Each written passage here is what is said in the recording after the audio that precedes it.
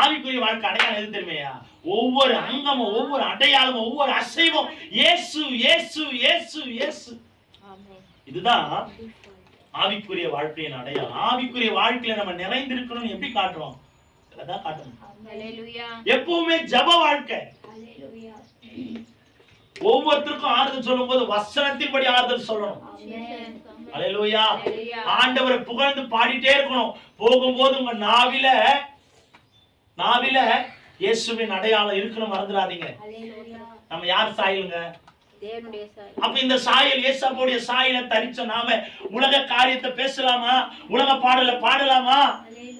அப்ப நம்ம எதுல வெறி கொண்டிருக்கிறோம்? பாஸ்டர் என்னன்னு தெரியல பாஸ்டர், என்ன அறியாமையே வருது. உள்ள என்ன இருக்கோ வெளியே வரும்.